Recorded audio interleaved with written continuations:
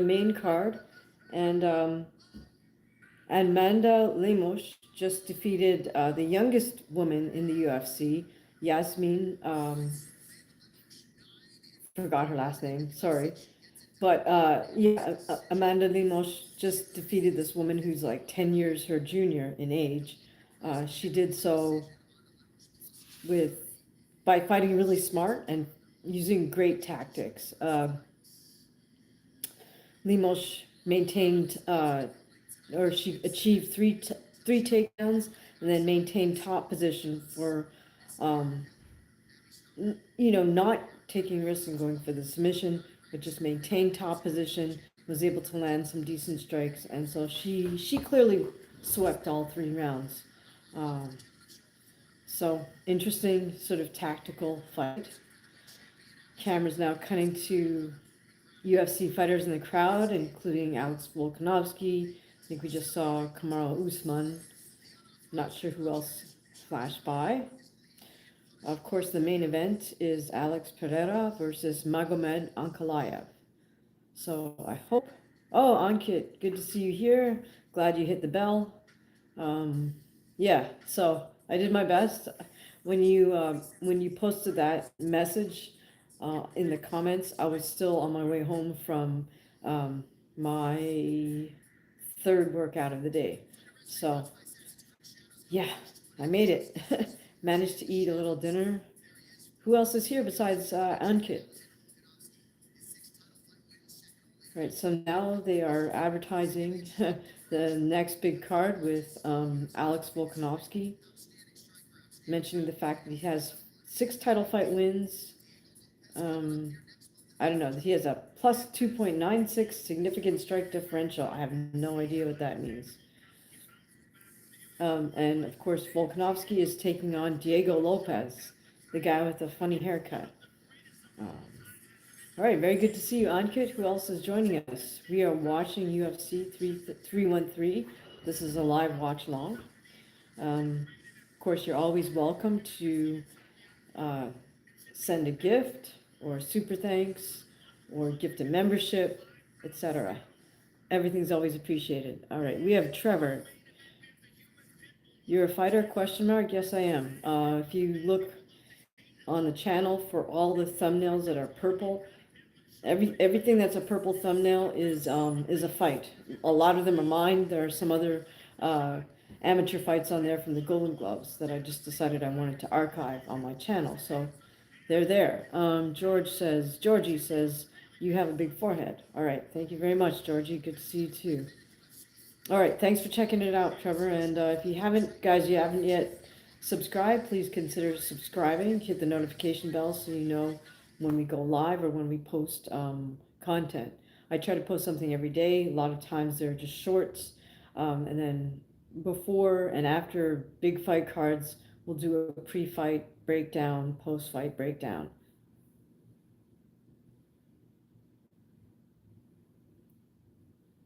Trevor says, you are articulating so well, I had a feeling. Oh, I really appreciate that, Trevor. Thanks for, picking up on that. German says, good evening from Costa Rica. Oh, wow. Good to meet you from Costa Rica. Here's a random thought.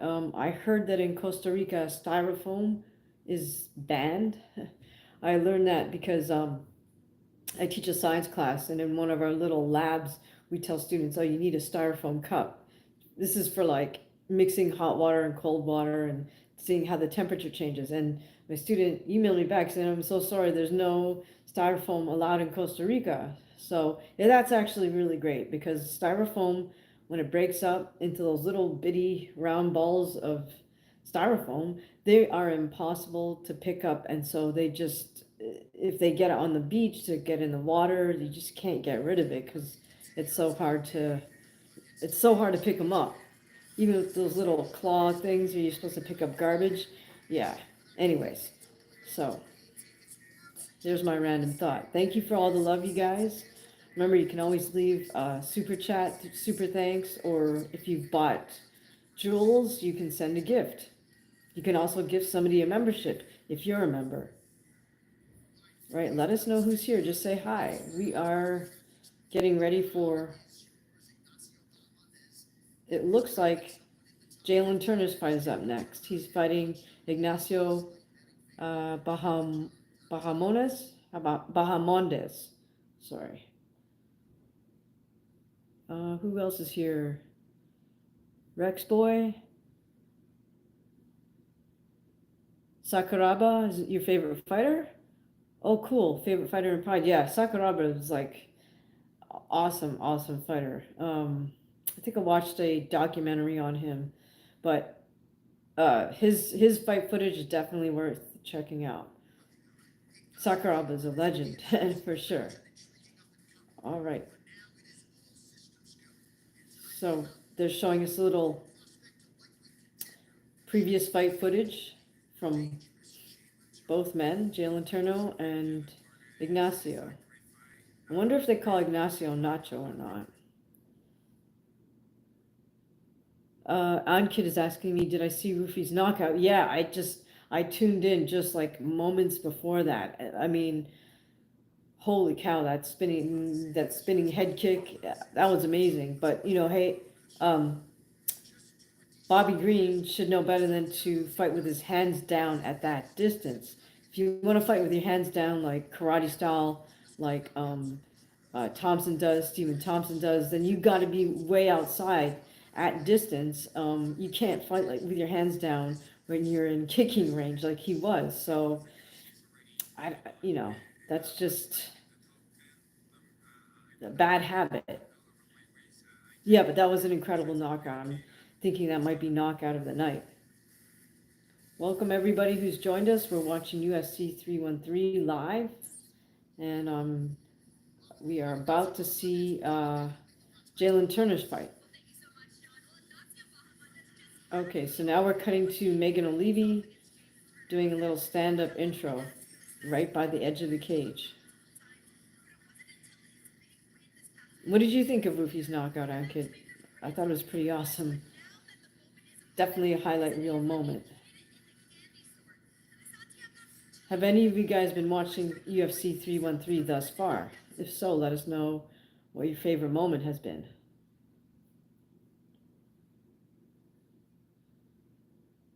All right, we are listening to Megan O'Leary kind of introduce the two fighters as they make their way to the cage. Here comes Ignacio. Ankit says, exactly. I know even before the fight started, Green is going to have problems if he kept his hands down. Oh, yeah, and unfortunately for him, he hasn't worked that out yet, you know? Like I said, if you're going to be way outside on the way outside, like a Stephen Thompson or like an MVP, you want to bounce up and down, doing the karate thing with your hands down, that's fine, but you have to know that as the distance closes, you got to bring your hands up. All right, so Ignacio's hugging up his corner. He has an interesting sort of mohawk-ish / mullet-ish haircut. Ty says, I'm not exactly sure what you're saying there. But how are you doing, Ty? You watching UFC 313?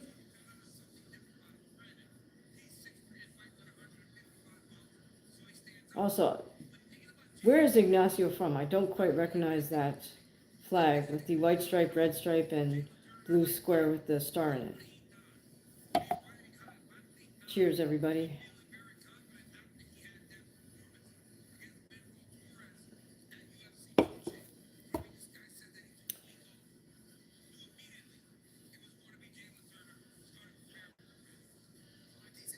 Oh, Chile. Okay, fair enough. Thank you, Ankit. Appreciate that. So we're looking at Ignacio Bahamondes from Chile, and we're waiting on Jaylen Turner to enter the ring. Shug, thank you so much for joining us. Shug says, after Friday's boxing excitement, I'm grateful to get some MMA excitement. What a weekend it's been. What did you watch on Friday that you thought was great? Shug, tell us. Move 37, good to see you. Hello. Okay, Jalen Turner's making his way to the cage, disrobing.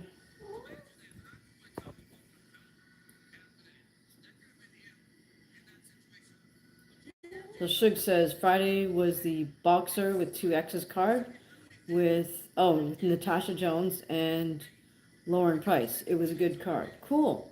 Glad to know that there are still some good cards out there. Doesn't seem like they are PBC cards, but that's a whole nother story. By the way, you guys psyched that Dana White, Turkey, and Nick Khan are getting together to do boxing promotion?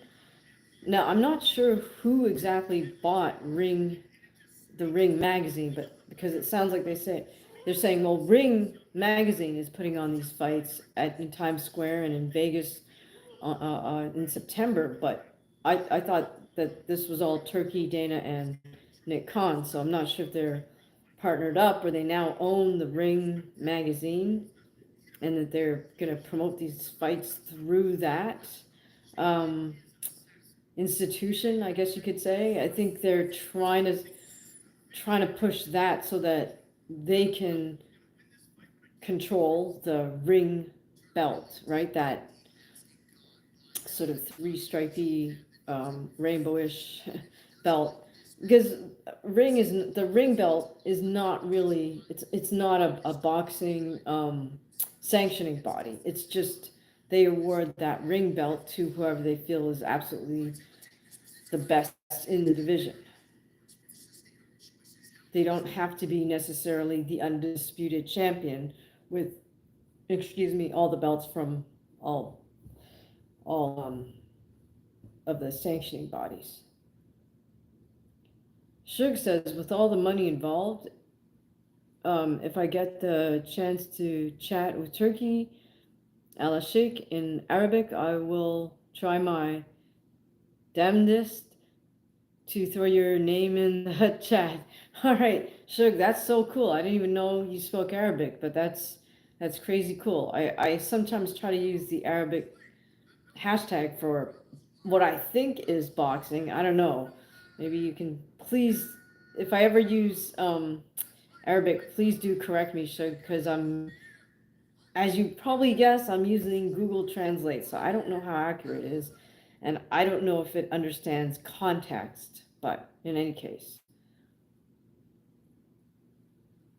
um, yeah, I'm trying to expand my audience, so to speak. So I'm happy to say I actually have some viewers for the first time in the last couple months from African nations, which, Africa, well, and Antarctica, were two continents that I hadn't had any viewers from. So I'm happy to say, can't remember which countries in Africa have actually viewed some of my videos lately, but that's been a first. So glad to hit another continent. Somehow I don't think I'm going to get any viewers from Antarctic. Shug. Uh, oh, thank you for the Arabic for boxing. I'll have to double check. Or if you wouldn't mind, if I ever do it incorrectly, like I always use that hashtag in all the shorts, a lot of the shorts. So if I ever do it wrong, please don't hesitate to correct my Arabic, Shug, because like I said, it's just Google Translate. So in any case. All right, here we go with this Jaylen Turner versus Ignacio fight. So he looks like we're got an open stance fight here. Jaylen in southpaw, Ignacio and righty, both long lean fighters. The fighters get right at it. Ignacio seems to be the one kind of moving around the perimeter a little bit. Oh, nice right hand by Ignacio. Closes the distance and Jaylen tries to counter. Both men exchange attempted head kicks.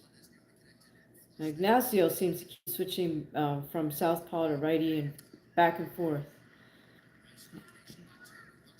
Another overhand right. Ignacio shoots in for a takedown attempt. Jaylen takes him down, is in his half guard right now. Trying to throw down an elbow. Jaylen's now in his full guard, full close guard.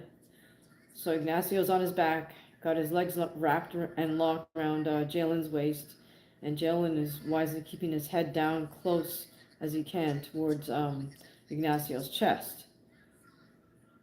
And Ignacio's trying to hold Jaylen's head, but Jaylen's posturing up and trying to do a little ground and pound from inside the full guard. Looks like Jaylen's, yeah, he keeps posturing up and throwing elbows down.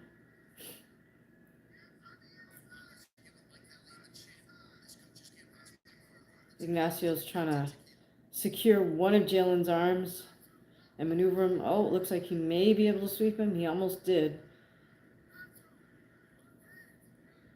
Now Ignacio's trying to throw elbows from bottom position. Very interesting. Takes a lot of abdominal work. Shug, so, oh no, it's big boy who's fighting now. Jaylen Turner and Ignacio Bahamondes. Jaylen's still in top position. In full guard. Now Bahamondes has got him in a triangle position. I don't know if he's going to get it. It looks like he might. Wow. He's got it locked in. Oh. Holy cow. I didn't see Jaylen tap, but the ref called it, so I don't know what happened. Wow. What a turn of events. Wow, both men have such long legs. Yeah, you would think that triangle from bottom would be kind of a favorite move, a favorite sub for both men. And both fighters showing each other respect, kind of hugging it up in the center of the cage afterwards, exchanging a few words. Wow. Someone says, "Are you China?" No, I'm not China.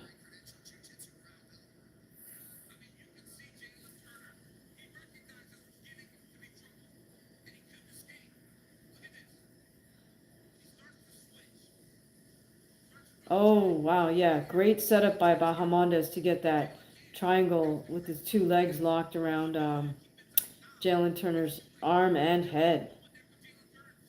Very tricky, very advanced. Oh, he did subtly tap. Very clever. Yeah, Bahamondes had his leg trapped as well.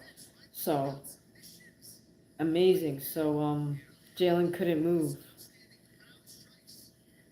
Incredible.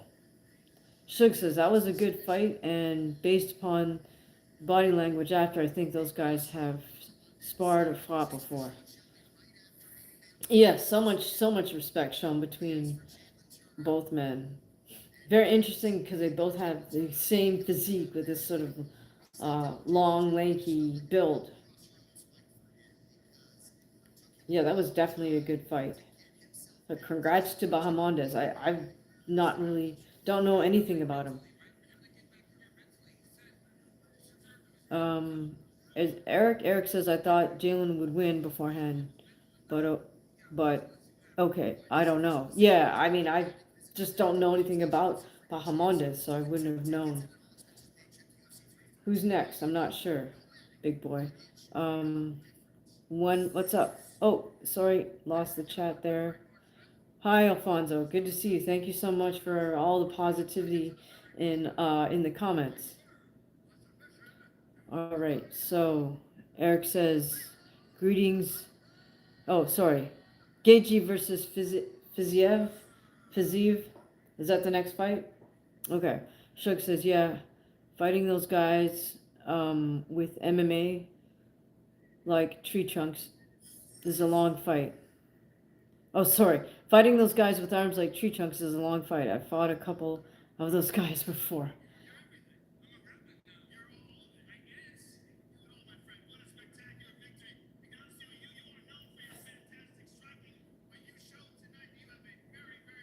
And Joe Rogan is giving props to Bahamondes for his jiu-jitsu.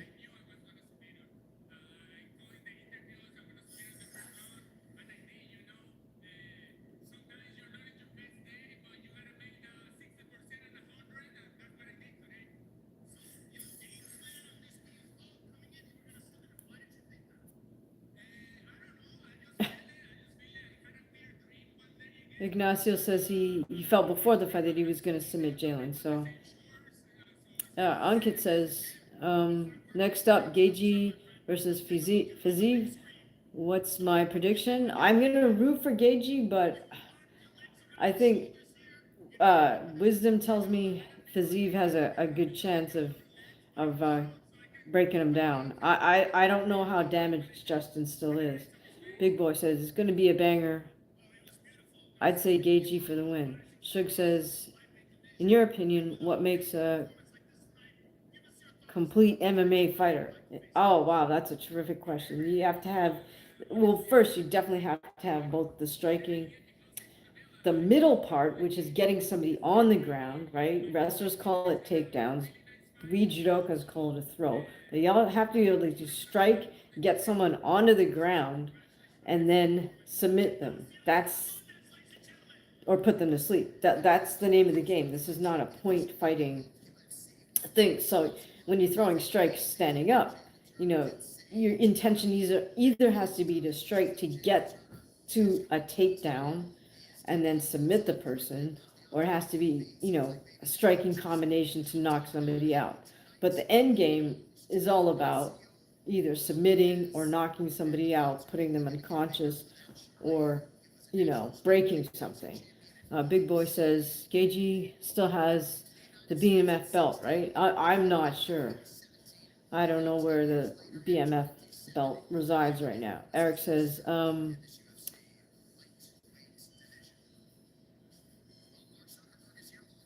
no, Eric is saying about the BMF belt that no, Max has it. It wasn't up against Ilya. Okay, got it. Okay, we're cutting to all. Oh yeah, a lot of fighters in the audience because of the press conference for UFC 314. There's Diego Lopez. Is it Iklu says, hey, what's up? Hey, we're watching UFC 313. Main event is Alex Pereira versus Magomed Ankalaev. Guys, how badly has Chael Sonnen been mangling Magomed's name? Sometimes I wonder if Chael's just purposely messes up people's names just to be passive aggressive, disrespectful. You know what I mean? Because it's like, your name is Chael. You told us that your mom invented that name because she didn't want to call you Michael. So she chopped off the M and the I and made it Chael. So you have a unique name, but how come you can't take the time to figure out how to pronounce other people's unique names correctly? All right, Shug says, if preparing for Amanda Nunes in her prime, what strategy would you employ? Holy cow. That's a tough one. I'm not sure. One would have to really um, have to study her striking to try to find some holes, and then just make sure your defense is like as tight as it possibly can be for the stand-up game, and then um, takedown, same thing, because she's really strong with that, and then the ground game, same thing. You're gonna have to analyze her strengths, try to mitigate them, and then capitalize on all your strengths in all of those areas. Shug says Chael Sonnen is a classic Oregonian. I don't know what I don't know. It's hilarious. Um, Grants Pass has a lot of scruffy guys out there. Okay, that's funny. Yeah, I don't know what. I've never really met people from Oregon, so I don't know what to expect or not expect. Uh, Comics Marvel Brazil. Can I teach you Kung Fu? I don't know Kung Fu, so I can't teach it. Big Boy says the only strategy would be to be able to take one hell of an ass whooping. That's hilarious. Yeah, Amanda in her prime was super dominant. I mean, she was strong in all areas. So, Eric says, "Is Colby from Oregon?" That's funny. I asked because of Chael's support. Yeah, good point. I'm not sure I'm not sure if they were teammates or what the deal is. Also, 2 weeks from now, Leon Edwards is fighting somebody Brady. All right. Shook says Southeast and Eastern Oregon has a lot of tough, rough and tumble guys. There's still some. There are still some sundown towns on the coast. Huh. Okay. Shug, have you lived in Oregon or been to Oregon or just met a lot of people from Oregon? Not to get into your business or anything. All right, so we're on commercial break right now. I'm now coming back to a long shot of the cage and the crowd. Oh, holy cow! Okay, Marvin Vittori is fighting Dolidze. That's next week, next Saturday. Not a big Vittori fan, but there it is. Okay. Sugar saying I lived there for about 12 years. Well, that's a significant amount of time, Shug. So I would say you definitely are an expert on Oregonian culture. Okay, so now they're showing us Justin Gaethje is ranked number 3 as a lightweight. Of course, Makhachev is the champ. Arman's is ranked number 2, and Charles Oliveira is ranked number 3. Or number, sorry, Arman is ranked number 1.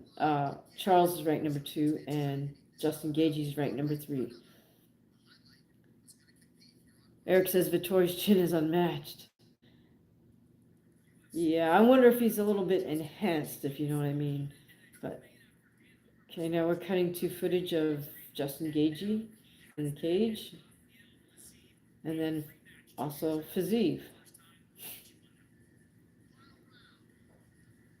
So they first met in 2023 in England, where Gaethje defeated Fiziev. Shug says what I like about Gaethje is that everything gets left in the ring.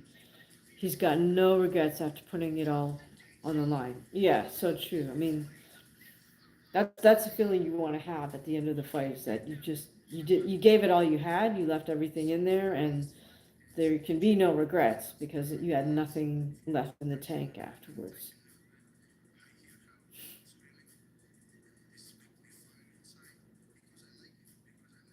So I hope for Justin's sake that he's not, in fact, damaged goods, and he can still perform at a very high, at the very high championship level um, that he's given us in the past.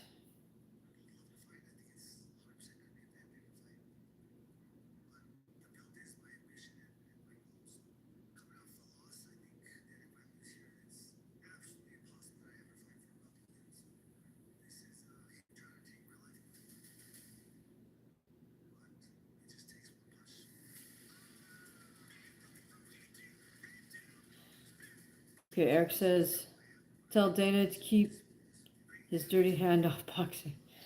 I don't know.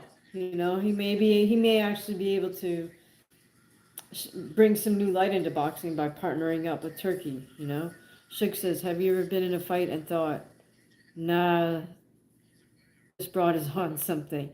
Um, well, for sure, I fought one woman who was on something for sure because she'd tested positive in a previous fight. So it's kind of like, is she definitely on something for my fight? Well, the eyeball test would say yes. The fact that she more than likely had another female do the P test for her is also makes me, highly suspicious.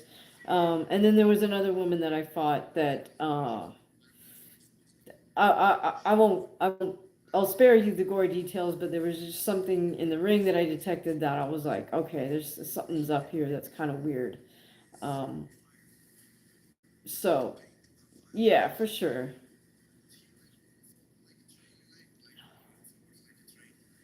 I don't know. Sugar's asked me what they would have been on. I do not know. Someone else was another female fighter was telling me. The thing is like you can't detect growth hormone. In order to really do a good PED test, you got to do hair samples, and nobody's going to pay for that. Oh, thank you so much, Milam. Milan is saying Happy Women's Day. Very much appreciated. I know that in Europe that's a big deal, March 8th. In the United States, North America, it isn't so much, but I know that many Europeans really take Women's Day very seriously. So I do appreciate that. That's very kind. Eric says, I think Dana's boxing promotion is less shameful than the something, but Power Slap is the worst. Okay. Oh, is less shameful than the GFL? Okay. Some day 7 turkey. Hey, love the channel and subscribe. Thank you so much. Please make sure you hit the bell so you know when we do a live. Um, do you respectfully have an OnlyFans? I don't. The thing is, you have to be approved to get an OnlyFans account. So I don't know that you can just start one. Big Dog says, was it Bobby Green knockout nice? Oh, it was crazy. The guy did like a spinning back head kick, and just clipped him right on the chin because Bobby had his hands down, and it was bad. The knockout was bad. He like just face planted, like not flat, but kind of crumpled face planted. So yeah, I'm sure it'll be a meme on social media if it isn't already. But check it out, Big Dog. It was great. Big Dog says I thought they had Bryce Mitchell fighting tonight too. No, I think he's fighting on the next card. But there was a highlight of him at the press conference getting booed. And the guy he's fighting is Brazilian, and he brought like a model globe to the press conference with him just to show Bryce Mitchell. I don't know if, I'm assuming maybe Bryce Mitchell is a flat earther as well or something. So, anyways, Ankit says Bryce is fighting next month against, is it Juan or Gene Silva? Yeah, that was it. Michael Goldberg says Alex versus Ankalaev. Who you got? Who you got? Alex. I'm hoping he'll get one of his patented KOs, perhaps with a left hook. Sugar saying, yeah, those KOs were where the guys crumple to the canvas are bad. Yeah, I think those take some years off the career as well. Opposite to the quick KOs. That's a great point, Shug. Yeah, I mean when your system just shuts down so bad that your body doesn't even instinctively kind of protect itself. Yeah, it's not a good sign, right? Okay, so Fiziev is entering the cage. Got his hair braided. He's wearing white shorts. Eric says, "Do you think Gaethje will wrestle tonight?" Yeah, that's a great point. I was almost gonna bring that up. I wonder if he'll just throw in a few takedowns, since Fiziev is the one and only guy he's ever taken down. So this will be interesting to see. Excuse me. Big Dog says, I'm ready for this fight. Let's go, Gaethje. Cool. Okay.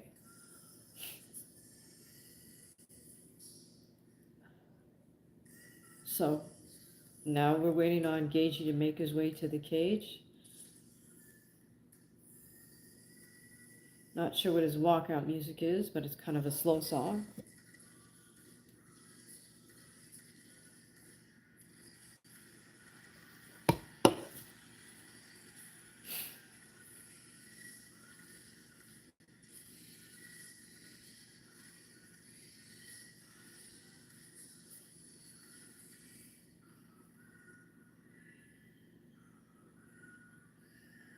Okay, Justin is skipping his way out into the arena, into the T-Mobile Arena floor. Stands look pretty packed. All right. Big Dog says Gaethje ain't never been a wrestler. I really doubt that. He won't wrestle unless he gets hurt.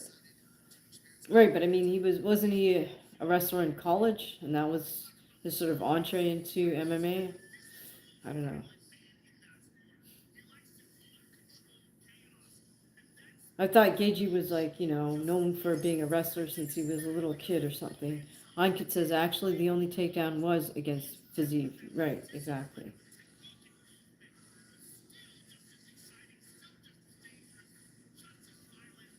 Shook says, do you watch footage of opponents in your career, or did you have that leave that up to your coach?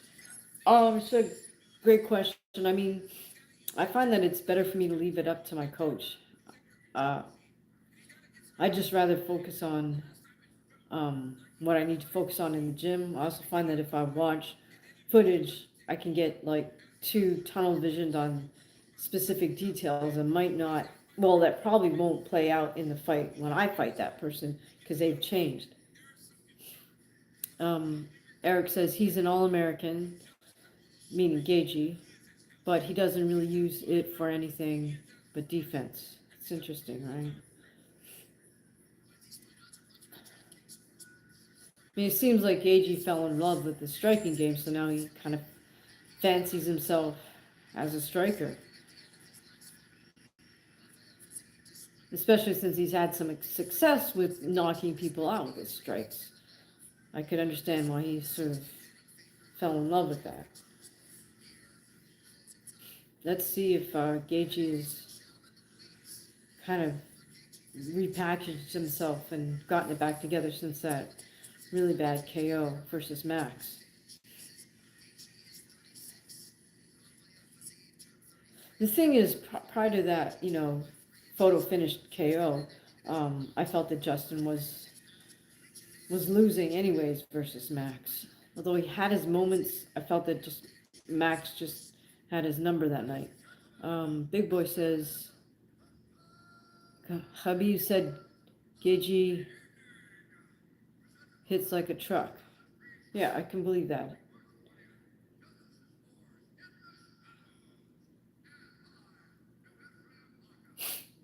Okay. How do you guys feel Fiziev's striking matches up with Gaethje's striking? I don't know much about Fiziev, so I will gladly admit that. All right, we got Bruce Buffer yelling his announcements. Shug says, um, how common was trash talking to your time in boxing, MMA competition? Not so much. Shug says, I can't imagine you radiating a larger than like Money Mayweather persona. LOL. Yeah, no, trash talking is really not my thing. Um, I'd rather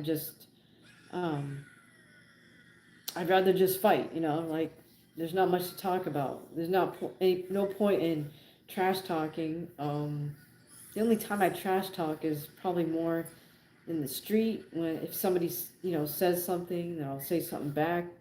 Like, it's more like trying to snap back on them and make him look like a fool. But I just don't feel there's any point in doing that with an opponent.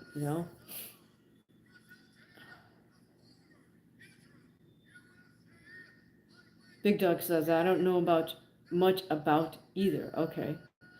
Um, Eric says, I think Fiziev is incredibly fast and he'll have some success, but he's on short notice. That's a good point. And he's coming off the Gamma loss. Okay. Yeah, for sure. Fiziev took this fight on short notice because Dan Hooker broke his hand.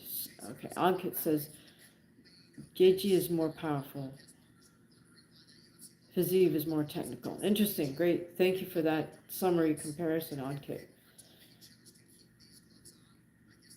Okay, this fight is about to get started. Both men look a little agitated.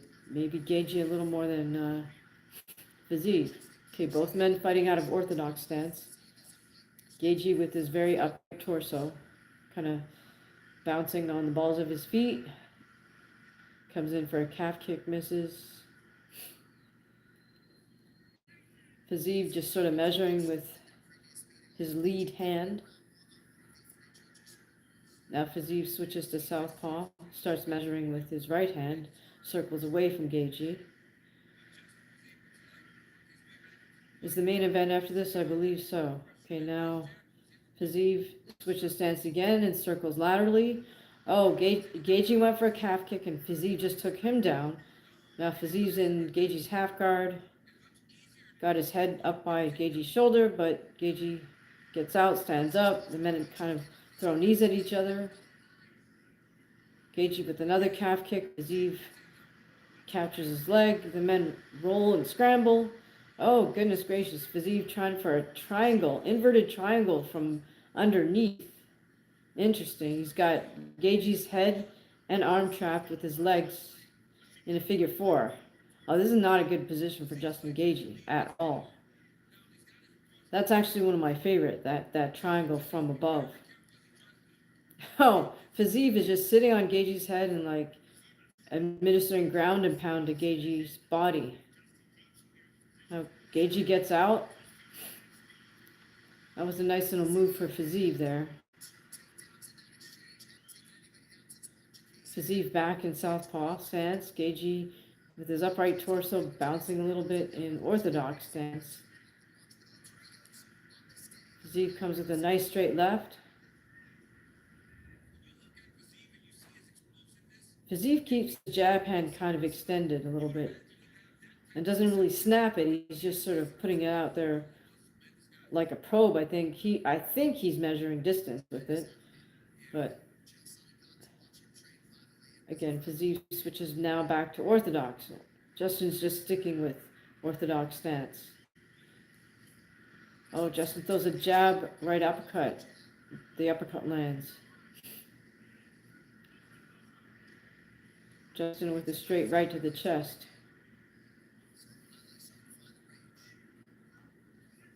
Fiziev constantly switching stances again. We're still circling away from Justin, then moving laterally and coming back in the other direction. Fiziev comes in with a jab, inside kick. Justin's just managing distance by bouncing away with his feet. And moves out of range as Fiziev comes in. Oh, both men pinch up a little bit. Justin's got the overhook with one side. Oh, Fiziev throws a knee to Justin's torso. The men break apart.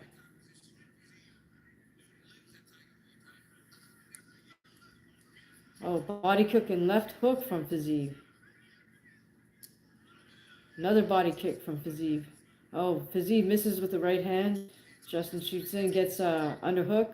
Fiziev has a wizard grip. Both men are hand fighting with their free hand. Fiziev with a knee.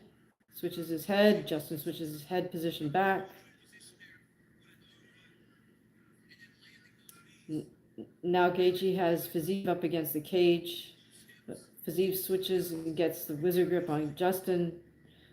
Both men still trying to throw elbows and strike with their free arm. Now they're separated and back in the center of the cage. Fiziev with another body kick. Oh, Justin comes in with a hard, straight right. Fiziev still circling around laterally, switching stances. Comes in with a straight left.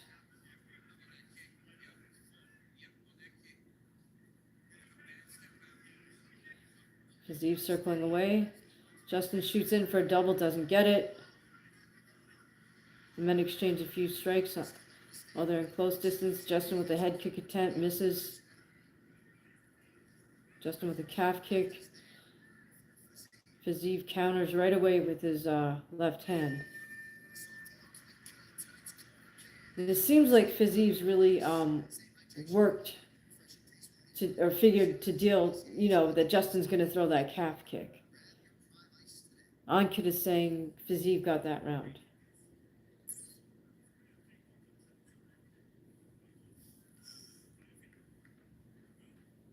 Yeah, I would give that round to Fiziev also. I mean, the little bit of time they were on the ground, Fiziev dominated that, and the striking was pretty close, I would say. It seems that Fiziev has figured that Gaethje's going to throw those calf kicks, and so he right away counters uh, with a straight counter, hands that is.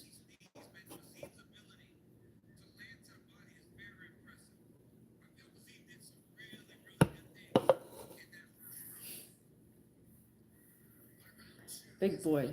Gaethje needs to put his foot on the gas. Well, Gaethje needs to be very careful and set things up a little bit.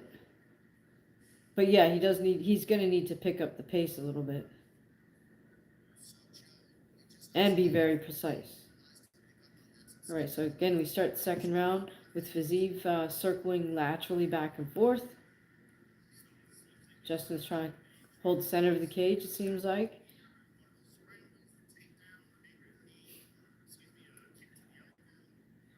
Looks like Justin's trying to cut things off with Fiziev.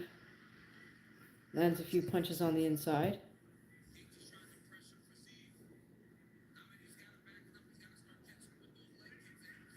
Fiziev's still using a lot of lateral movement.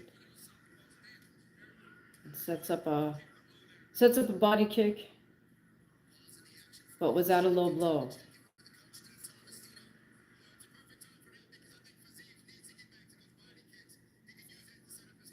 Justin more or less shrugs that off. He's kind of just walking a little bit. Indicates that he's okay after 18 seconds of break. The action resumes. We have about 4 minutes left in this round. Big Dog says he's probably just filling him out in the first round. Was it a low blow?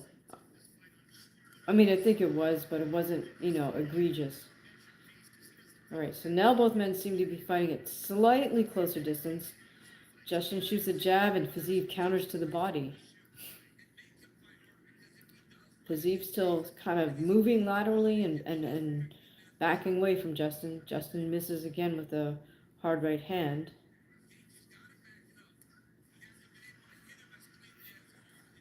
Justin with a nice jab to the body.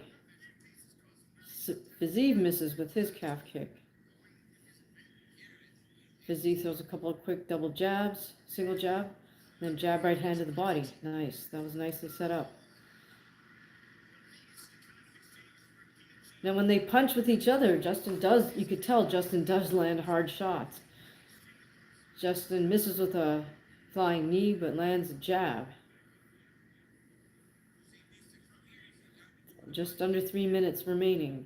Fiziev still doing lateral motion, then comes with a nice body kick. Lands a nice body kick. Gaethje still cutting Fiziev off. Oh, lands Gaethje with a nice overhand right and body shot in close. Fiziev glances back out of the cage for a moment. I don't know what that was about. Fiziev misses with a head kick, but catches Justin with a hard right on the inside. Justin responds with his hard short right on the inside. Oh, nice. Justin throws a jab and then a right elbow. We have 2 minutes remaining in this round. This is a great fight so far. Fiziev lands a calf kick.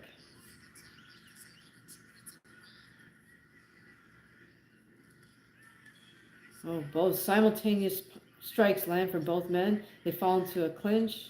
Fiziev with the overgrip. And Justin got the better of that on the exit because he landed a short, hard right. About a minute and a half remaining. Fiziev with a 1-2 and Justin counters the jab. Lands another jab. Fiziev tries a 1-2, misses. Oh, Fiziev with a knee. Very nice. I like how Fiziev's mixing up his combinations really well. Justin with nice head movement, and he drops Fiziev. This might be it. We got a minute left. If Fiziev can't defend himself, Fiziev scrambles, gets to his knees. Good move, but Justin has a bit of a headlock with his left arm. He's punching Fiziev with his right hand.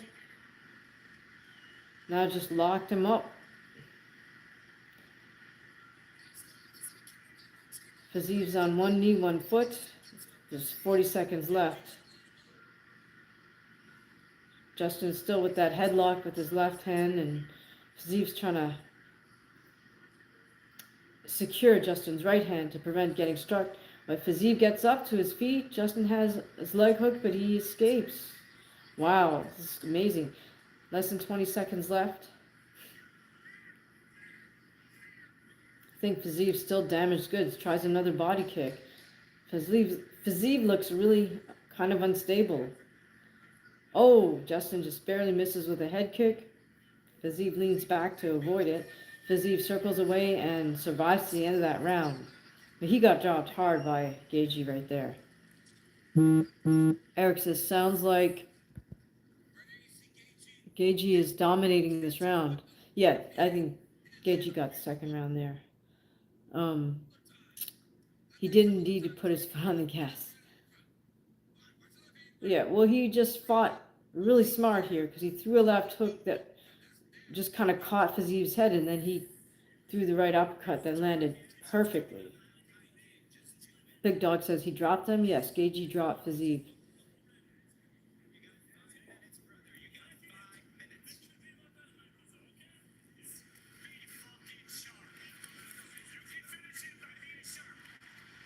All right, Justin's coach, Trevor Whitman, just told him you can finish him by being sharp. Ankit says 1-1. Justin won the round easy for sure. Justin might knock out Fiziev in the third round. Yeah, I think Fiziev was still hurt at the end of that round. So, I don't know how good of shape Fiziev's in, since he took the fight on very short notice. Was that a 10-8 round? I don't think they score MMA rounds the same way they score boxing. You know what I mean? Oh.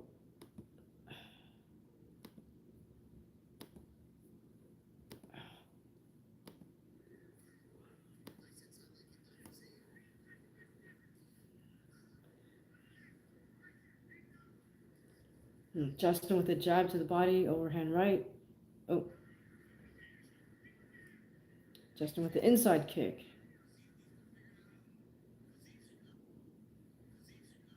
Fiziev's still circling away a little bit, but he looks so, I don't know if he's fully recovered or not. Oh, nice jab to the body by Fiziev. Nice left uppercut by Fiziev lands, and a body kick. Oh, nice straight left from Fiziev. A 1-2 and a body kick, and a reverse kick, another body kick. Fiziev seems to be loving those body kicks with his left leg from southpaw position. Both men fall into the clinch again. Fiziev with a knee to the body. Justin tries to use a right hand on the exit. Again, Fiziev with a body kick. Catches Justin's leg. Justin escapes and rolls out. Amazing. I'm surprised Fiziev looked so good after that second round. Justin with the inside uppercut. Fiziev locks him up under and over. Hooks on the inside. Again, Justin exits with a nice right hand. Fiziev with a body kick. Justin with 3 punch combinations. Fiziev catches an underhook, and Justin's head throws some knees. Again, Justin lands a nice short uppercut. Both men getting a little bit sloppy. We're halfway through this third and final round. Falling into each other's clinch. Justin likes those uppercuts. Fiziev likes those knees on the inside. Now Justin with a knee.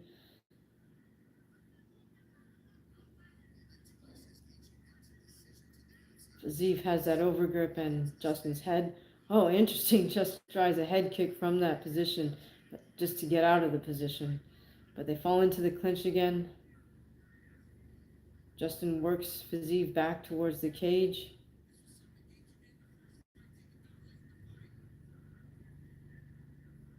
Fiziev pushes Gaethje off of him.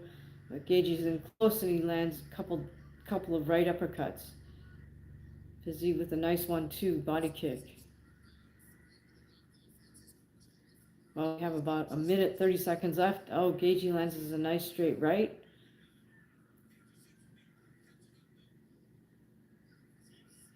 Again, Gaethje with that nice little inside right uppercut. Neither one of these men should want to leave this to the judges, so we'll see. They're both falling into the clinch. Fiziev landed a couple of knees, and Justin lands a short right on the way out. That seems to be one of his signature moves. Who I got in the main, I got LX. Gaethje with 1-2, goes for a takedown, doesn't get it. Sticks with the body lock to walk Fiziev back to the cage. And it has Fiziev's back against the cage. Less than a minute. Fiziev has to do something big if he wants to win this round and win this fight. Justin's just pressuring Fiziev against the cage right now. Both men exchanging strikes. Fiziev's trying to throw a knee from there, trying to get the tie clinch. Back to the middle of the cage.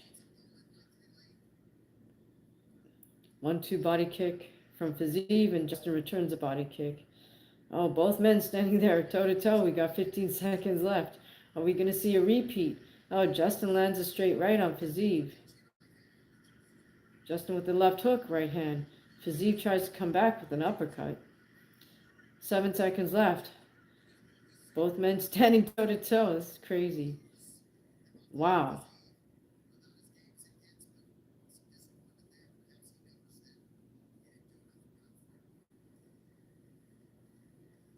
Well, that was a close round. Ankit says, oh, Big Dog says, does Ankalaev come from Dagestan too? I'm not sure, Big Dog. Maybe somebody else on the live knows. Ankit says 2-1. Justin wins again. Landed more significant strikes. Yeah, I would give that third round to Justin.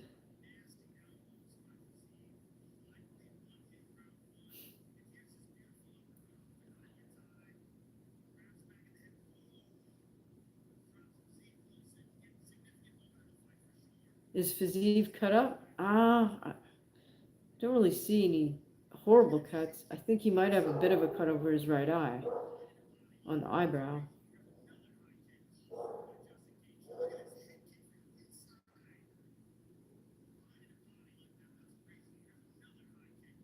Eric says in the first fight, Fiziev was damaged. Interesting. Yeah, I didn't see the first fight. So we go to the scorecards on this one, guys.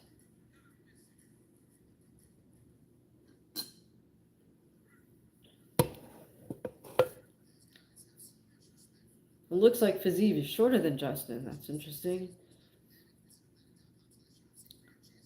Both men seem to be exchanging pleasantries as they come to the center of the cage for the announcement.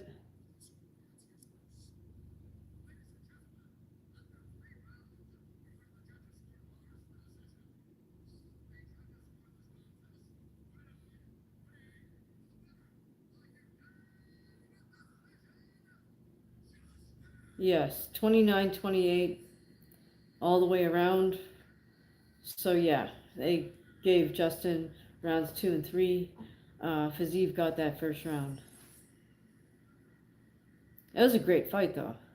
And I think considering Fiziev was a last minute replacement for Dan Hooker, he fought really well.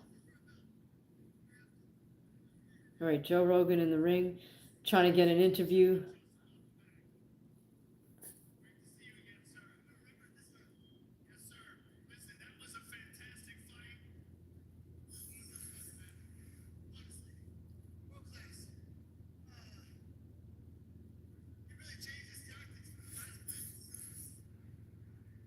Justin trying to give Fiziev a lot of props.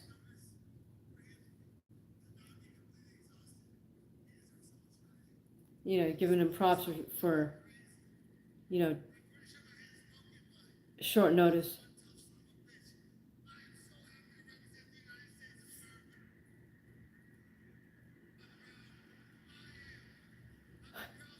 All right. So Justin proclaiming his patriotism.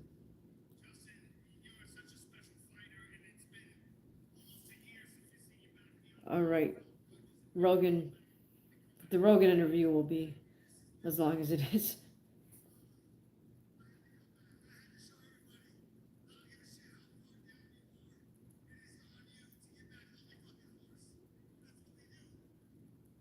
And so Justin's giving his little sort of motivational speech saying about, getting back on the horse and all that. So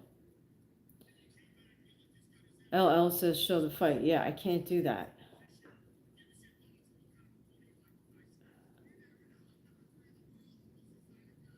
All right, who do you guys have in the main event? Who do you think Justin Gaethje should fight next?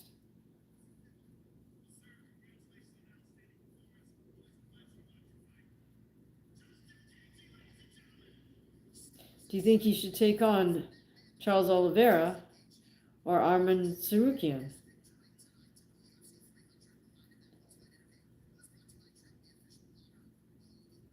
Who do you guys have in the main event? Do you have Alex by KO or do you have Ankalaev? Eric says Gaethje should fight Sarukian. Yeah, Sarukian kind of blew his title shot, right? With that whole last minute disaster, whatever that was. Right, now they're showing Taylor Sheridan, Manal Kopp. Not really a Manal Kopp fan, but oh, the Fighting Nerds. They're a funny bunch, aren't they, with that piece of tape on their glasses. Odell Beckham Jr. hugging it up with Patty Pimblett, who looks like a little Patty the Fatty at the moment. Now they're showing an ad for UFC 5 video game. Ankit says Justin should fight Islam. Well, I think he might need one more fight before he fights Islam, but then again, it's like how many more hard fights does he have in him? So if he feels like he's on the short end of that stick, then yeah, maybe he should just step it right up right away and ask for the Islam fight. If he feels like he still needs to get sharper and he needs one more fight prior to that, then he could, stand to fight and another hard training camp to prepare for another fight before he takes on Islam. Maybe that's a good idea too. Big Dog says Justin should fight Ilya now. Huh, interesting. Yeah, I mean, I think both Ilya and Islam are big jumps up from Fiziev. So it just depends what Justin and Trevor feel he's ready for, if he's ready for that.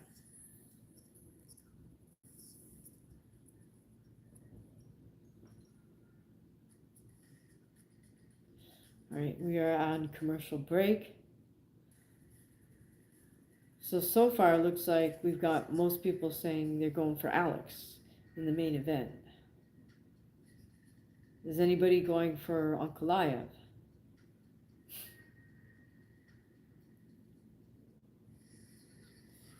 Okay, we are cutting to drone shot of Las Vegas.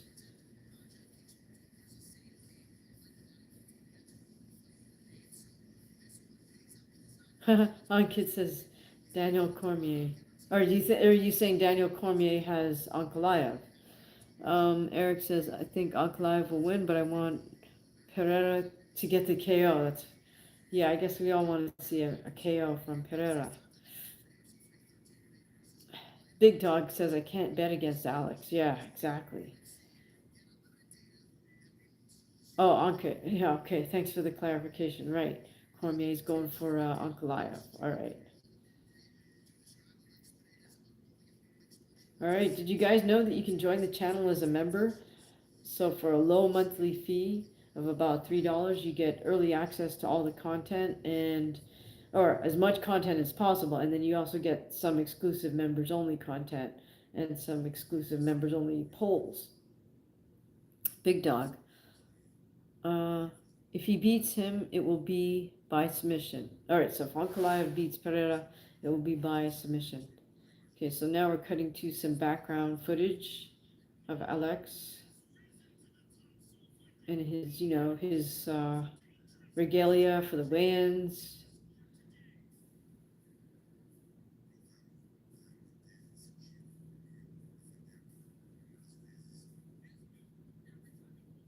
Uh, Showing. Oh goodness, and some fight highlights. Fight highlights of Alex's KOs. KO versus Yuri. KO versus Izzy. Oof.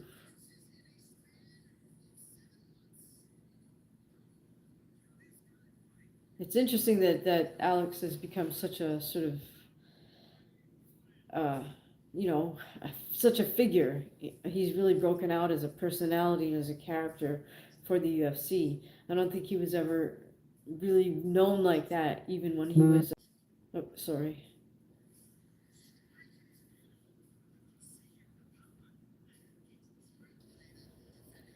Thank you all for tuning in. We are here watching UFC 313. Main event is Alex Pereira versus Magomed Ankalaev. Uh, right now, Alex is hugging up his corner, getting ready to enter the cage. Welcome back. Who's joined us? Hopefully, the rest of the folks find the stream again. Who's here? Welcome back. All right, so Alex is getting Vaseline applied by the cut man. Ankit, are you back? Oh, Eric. Or is that Eku? Do I have any kids? No, I don't. I have a cat here. All right, so Alex is getting checked out. Alex is entering the cage. All right, we're watching 313. Ankit, sorry about that. My phone just decided on its own it was going to update. I didn't have the option to click, to do it later, and it just went through its own whole thing. No, the problem was my phone decided it was going to update, so it just went ahead and did that, whether I wanted it to or not. All right, so we have Alex standing perfectly still, just staring across the ring with that 100-mile stare. And Ankalaev is kind of pacing back and forth on the other side of the cage. All right, so some of us have Alex by KO. He's got that really cold, hard stare, that's for sure.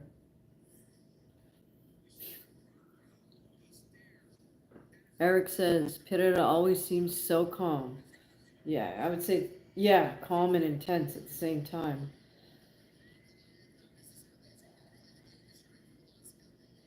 Not sure where he's looking, but it's like right through it's right through to the other side of the T-Mobile Stadium.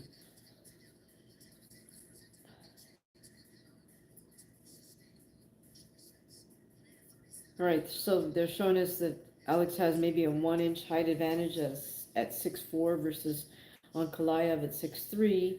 Alex is 37, Ankalaev is 32. Not that the stats mean anything. Okay, Bruce Buffers now yelling his announcements, as he always does. Alex is maintaining that 1,000-yard stare.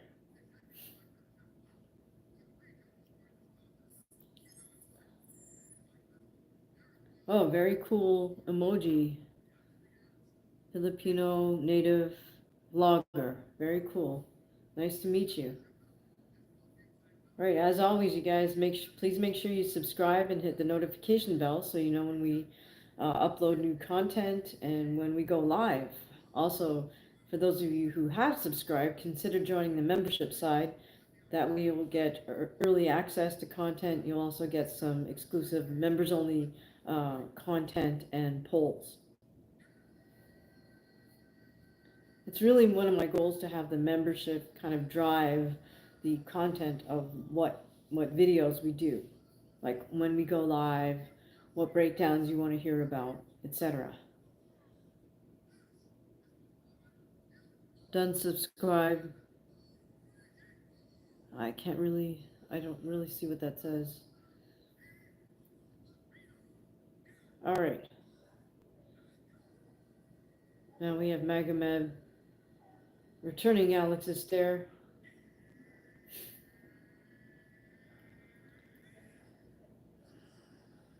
Okay. Bruce is still screaming. I am from the United States of America. All right, Magomedov just pacing back and forth. Pereira has not stopped with his just statue-like stare. It's amazing.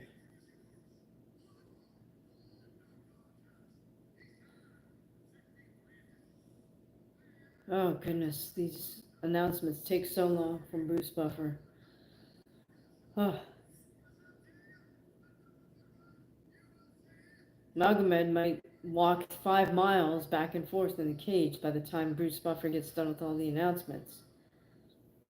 Do you guys like Bruce Buffer better, or do you like his half brother Michael Buffer better? I'd say Michael is a little classier, but they have different styles, so.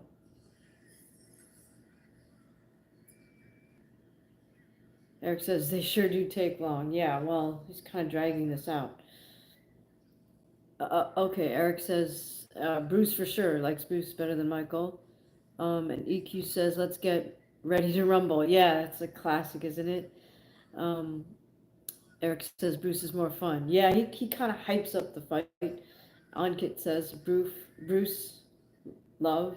Yeah, Bruce definitely hypes up the fighters and hypes up the fight. All right, now we have Alex kind of jogging on the spot, raising his right hand, right fist in the air as he's being announced.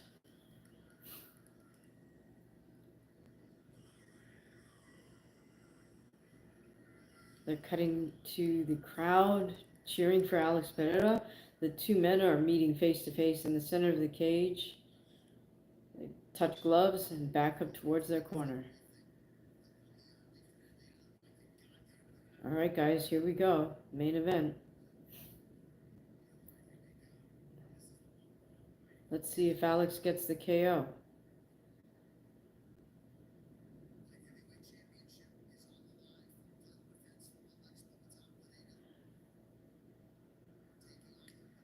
All right, here we go.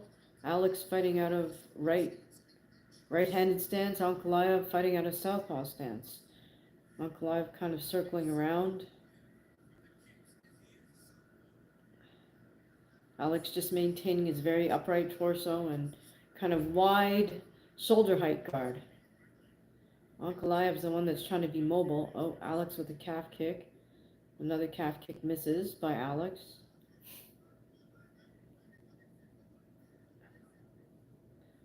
Another calf kick from Alex. Does land. Now Alex is circling around a bit. Both men kind of tentatively throwing out their lead hand.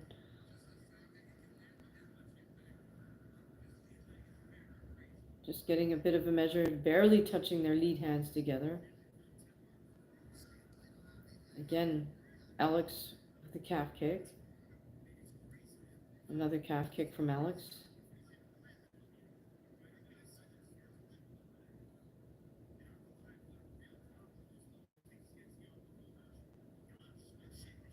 Both men kind of exchanging with their jab hand, but not really throwing with intention of landing a punch, just putting their jab hand out there.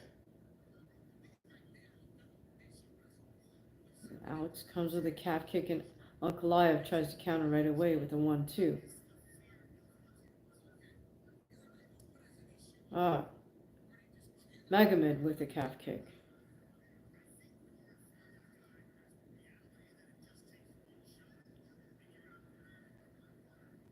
Both men still touching with the jab hands, playing that sort of cancel pity pat with the jab hands.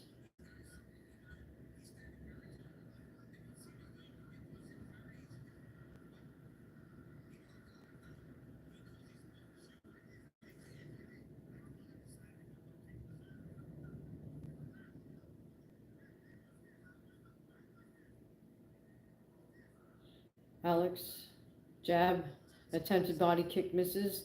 Magomed responds. Alex with another calf kick, right hand. Fiziev misses with the front kick, or rather a reverse kick, my fault. Oh, Fiziev gets uppercut, tries a head kick. Again, the men are slightly closer distance now, but the jab hands still canceling each other out.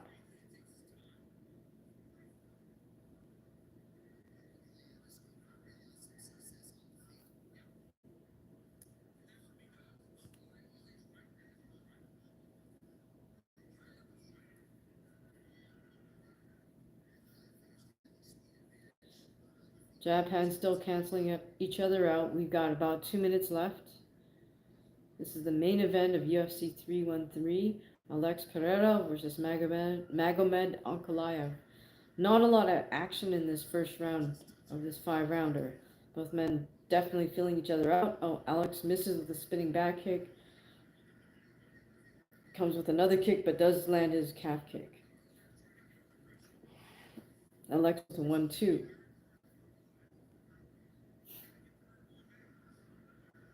Oh, Fiziev with his left hand. A little over a minute left. Alex with kind of a side kick to high kick. Alex with a nice 1-2. Fiziev with, not Fiziev, Magomed with inside kick. Tries a jab to the body. Alex calf kick. Alex body kick, calf kick. Magomed misses with his jab hand. Under a minute left. Magomed trying to walk Alex down. Tries a front kick. Alex is moving laterally now and closing the distance. This is interesting how he kind of shuffle steps to move.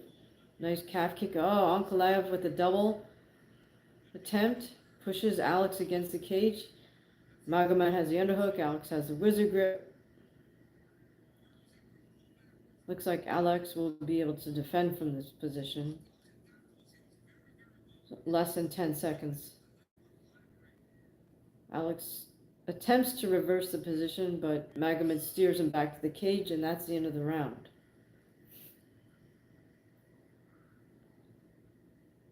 All right, not a hugely eventful round. Who do you guys give that first round to? Ankalaev or Pereira?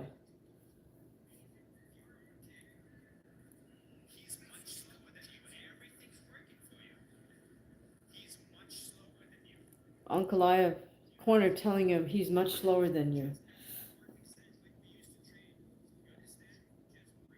I'd rather hear a corner person give their fighter specifics, like what to do, what not to do. Not sort of this broad sweeping statements like you're doing well. Okay, so what do you want me to keep doing? What do you not want me to do? All right, here we go. Start of the second round. Something tells me that as the fight goes on, Alex is going to start to pick things up.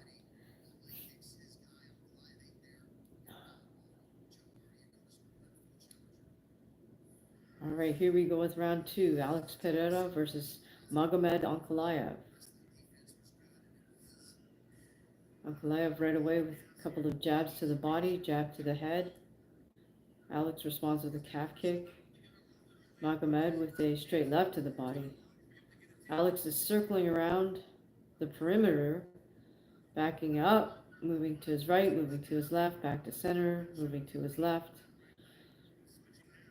And I really like how Alex uses these kind of little shuffle steps. He doesn't cross his feet, doesn't take big steps. By him taking those small steps, he's always in position to strike, and he's always on balance. Alex still circling away. Magomed and Alex are kind of canceling out the jab hand. Now Magomed is doing that classic Eastern European circling the jab hand thing that a lot of Russian boxers use. Magomed tries a body kick but misses. Alex comes with a head kick, which Magomed blocks. Magomed with a body kick. Alex tries a calf kick and misses. Comes with a jab. Magomed with his own calf kick. Magomed checks one of Alex's kicks and responds. Alex with a nice jab. Magomed misses a kick. Pereira so patient. Both men back to kind of canceling each other out with the jab hand. Alex sneaks in a nice jab off of these sort of feinting jab motions.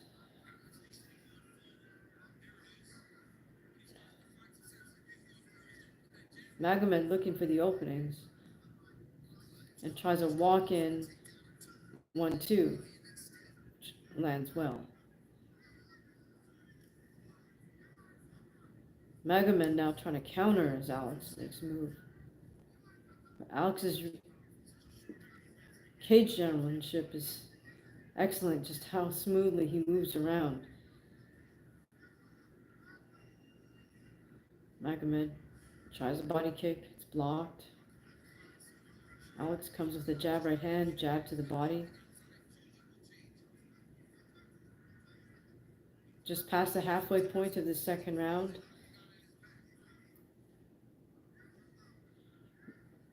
Really watch Alex's footwork. I mean, excellent footwork. Oh, nice high kick to calf kick from Alex, but Magomed comes right back and lands a 1-2 and tries another overhand left.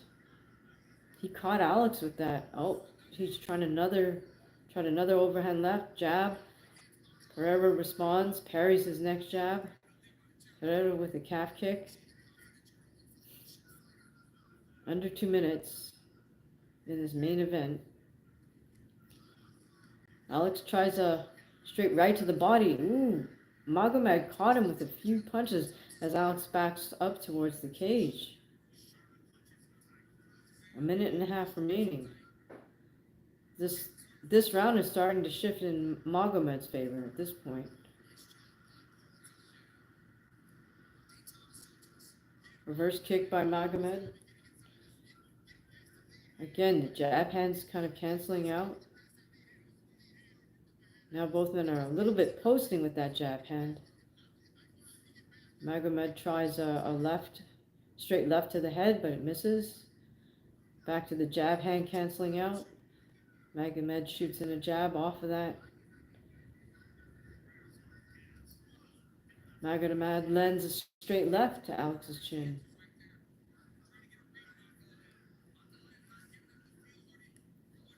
Magomed with a straight left to Alex's body. Alex with a calf kick.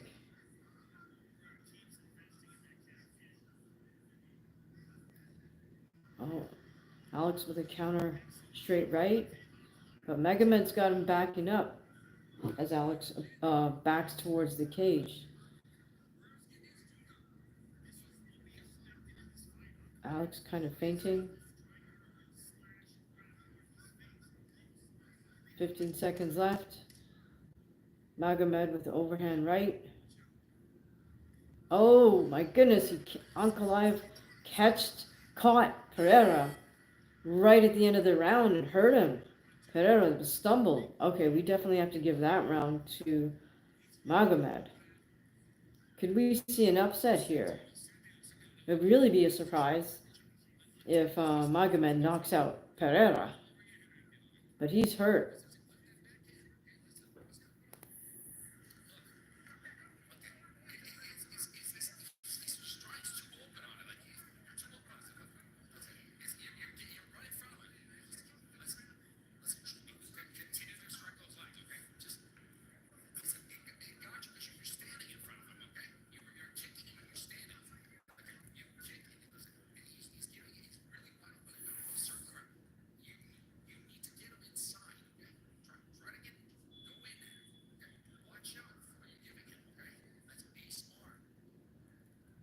It's always great when trainers tell their fighter, oh, be smart. Well, no, tell them specifically what you want to do. They're telling him he got hit because he's standing too much in front of him. Okay, so then tell him to work his angles, something like do the kick and work your angle, or work your angle to get the calf kick out. Something, but I wish I'd hear more specifics from Pereira's corner for what they want him to do. All right. So now I'm sure Magomed has way more confidence off that second round because he knows he hurt Alex right at the end of that round. Okay, rear kick from Magomed, calf kick from Magomed. Alex with a jab, Ankalaev with a calf kick, kind of a side kick. Jab hands canceling out. Magomed is circling around on the outside. Alex backing up, adjusting distance nicely, attempted parry, attempted calf kick. Alex kind of slowly shuffle stepping. Ankalaev kind of bouncing back and forth, shooting in with the right hook. Jab hands are canceling again. Alex kind of backing Magomed up and then throwing a head kick, which is blocked. Ankalaev now kind of posting his jab hand on Pereira's jab hand. Then Magomed does that circular motion with his jab hand, parries with his jab hand. Both men exchanging low kicks.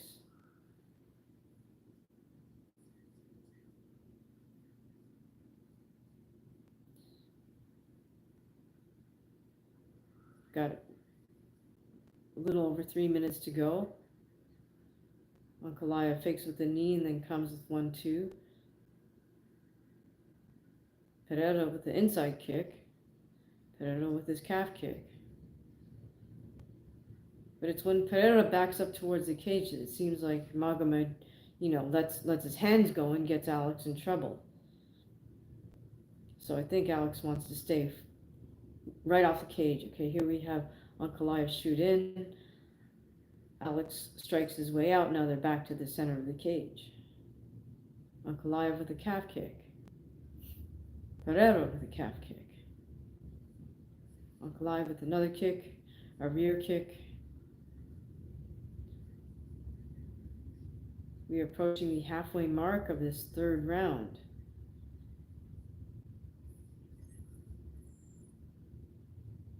At this point, the men have 1 round apiece, but I would say Alex is on the short end of the fight at this moment. Ankalaev with his straight left, Pereira with his straight right. Both men back to canceling their jabs out. Pereira tries an inside kick, another inside kick. Pereira with a calf kick. But now see Magomed's backing him up towards the cage. Falls into a clinch at the cage. Pereira's defending with the wizard grip, spins and turns around. Gets off the cage. Comes back to the 1-2, and then both men fall into a clinch again. Ankalaev is briefly on his knees for a moment, but pops right back up, and they're back to striking. Ankalaev has Pereira close to the cage. Pereira used good head movement to avoid the punches there. Got 1 minute, 20 seconds remaining. Pereira really relying on that calf kick. Ankalaev misses with a right hook. Pereira is still circling around on the outside here. Comes with 1-2. Pereira is still circling around to his right. We were under 1 minute to go. Ankalaev kind of pressing Alex back towards the cage, right on top of him.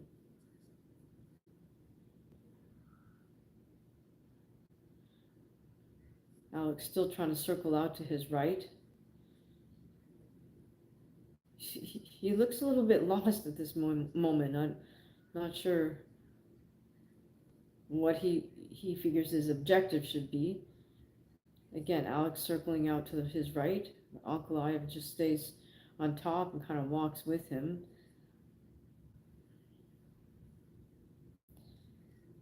Ten seconds remaining. Alex keeps circling away. I'm not sure what he's trying to set up or what he's trying to do. Ankalaev attempts a head kick, and that's the end of the round. All right, who do you guys give that third round to? I think we got to give it to Ankalaev, simply due to Alex's inactivity there. I don't really like the advice. I don't really like the advice from Magomed's corner.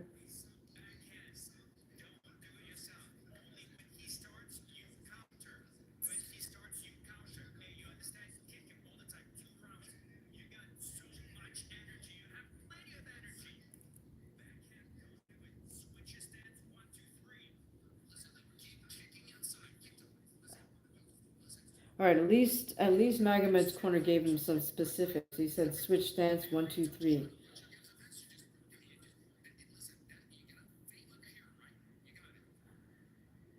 All right, I didn't really understand what Alex's corner said to him, but maybe Alex understands what they're talking about. So that's in the end, that's all that matters.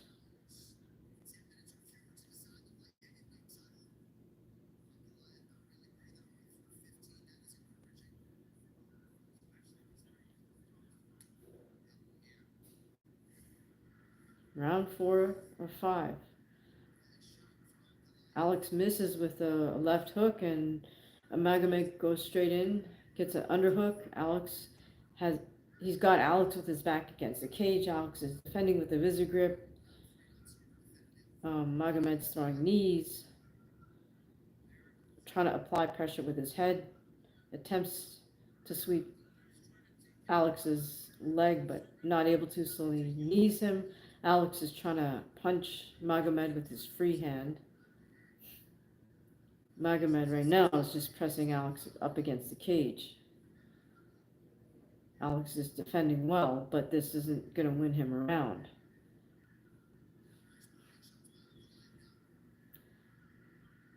Looked like Magomed was going to attempt to take down there, but then stood back up. Magomed's maintaining that underhook while Alex is maintaining his whiz grip, and then both men are trying to punch with their free hand. All right, we got 4 minutes remaining in this fourth round.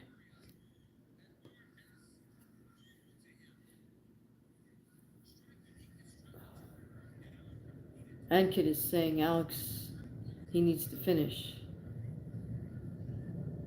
Eric says Ankalaev's winning. Yeah. Sorry, I missed a lot of your comments there. New light heavyweight champ, Eric says. Could be if Alex doesn't pick this up. Okay, we still got Alex with his back against the cage and Magomed applying pressure. If he just decides to eat up time and energy here, that's to Magomed's advantage right now. It's not to Pereira's advantage. Pereira's corner should be screaming at him to get off the cage. Will we see a new champ? What do you guys think? Okay, we have 3 minutes remaining in this fourth round. Magomed tried to throw a knee. Alex is trying to wrist control with his free hand. Occasionally lets go of the wrist to try to punch Ankalaev. Ankalaev returns the favor. Both men fall back into the clinch. Yeah, this position is in Ankalaev's favor. He's just eating up the clock and draining Pereira's energy.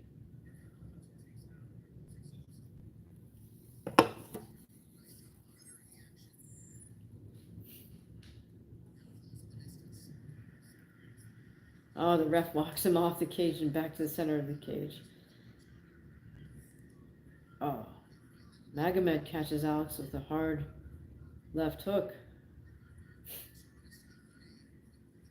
Alex with a jab. Alex with an inside kick. Head kick. He looks a little bit unsure of himself. I don't know what's going on here. Now Alex is kind of crossing his feet a little bit, which is not what he usually does. Magomed front kick. Ankalaev with another low kick. Comes with a hard right and then shoots in. Gets that hook. Now he has Alex in that same position, pressed up against the cage. And we have a little bit over a minute remaining. So I'm wondering if Ankalaev is just going to try to eat up the clock here. He's applying pressure with his head. He's got a solid undergrip. Alex is defending with the wizard grip and trying to get wrist control of the free hand. Little grappling exchange here. Ankalaev throws a knee. Tries to strike Alex's head with his free hand.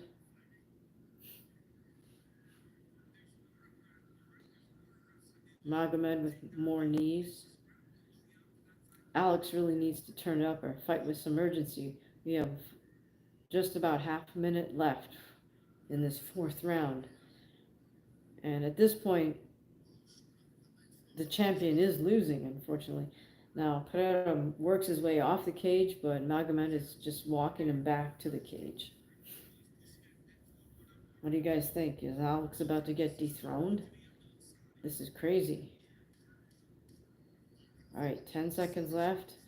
Magomed still has Pereira right against the cage. Oh, tries with a nice left hook to elbow. And right on the bell, Alex tosses Ankalaev to the ground. But that was Ankalaev's round, so I'd say Ankalaev is up on the cards at this point. Eric says, what kind of music do you listen to? All kinds, like classical, jazz, classic rock. If you look at some of my shorts, sometimes I'll throw music on there. I really like old school jazz, classical sometimes. But I like all kinds of music. 80s pop, rock and roll. Okay. What kind of music do you guys listen to? Do I listen to Akina Nakamori? I don't know who that is, but so I guess no, but all right, here we go. Fifth and final round. I think Alex needs to have a big round here if he hopes to retain his belt. Kind of surprising to see the champion lose on decision. Oh no, is that Theo Vaughn and Brett Kreischer in the audience? Ugh. All right, here we go. Fifth and final round, you guys. Magomed just walks straight to Alex, and Alex kind of doesn't come forward. In fact, he's backing up a bit. Huey Lewis in the News, yeah, I definitely have listened to them. Great band. Magomed with front kick and on kick, sorry. Pereira responds with low kick. Magomed just kind of storms forward, throws hands and winds up with an elbow. Pereira with a jab. Pereira really needs to lock in this final round and try to get, just put his punches together, and if the knockout comes, it comes, but he really needs to be more active. Well, Brett Kreischer, I don't know. Do you really want to look at Brett Kreischer on camera? Anyways, or listen to him for that matter. All right, so jab hands canceling out. Alex tries it with that left hook, but doesn't land. Magomed being the more active fighter again, throwing more strikes. Alex really needs to, again, I don't know what advice his corner gave him, but he needs to move and set up punches in combinations. He can't wait to counter. I'm not sure if that's what he's doing. Calf kick attempt by Alex. 3.5 minutes remaining. Magomed jab right to the left to the body.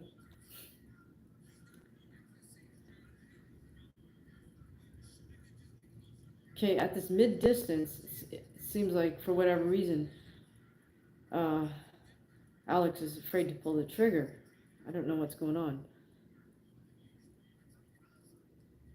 All right, so we're here to talk about UFC 313 or boxing, but right now we're talking about the main event of UFC 313. Almost at the halfway point here, the fifth and final round. Alex with a calf kick to a head kick to a body shot. He needs to put these combinations together a bit more. Another inside kick from Alex. Oh my goodness. Magomed lands a beautiful straight left that knocks Alex's head back. Alex with a straight left. Alex with a calf kick. We're past the halfway point of this fifth and final round. Alex is running out of time to put something together here. Magomed with the inside kick.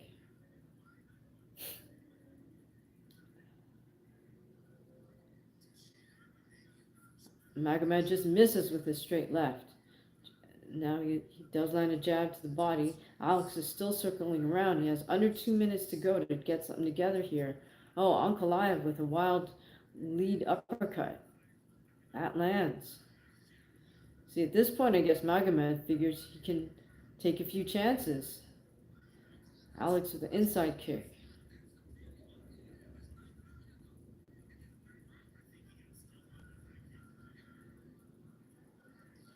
Alex lands a jab.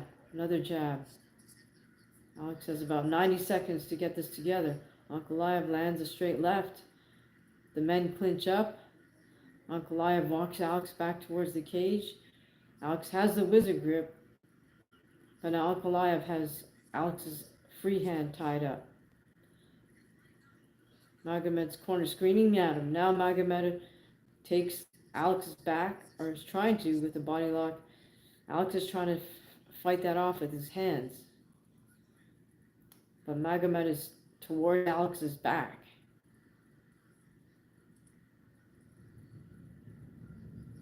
The ref is trying to get a close look. Oh, Magomed is trying to get a hook in from Alex's back.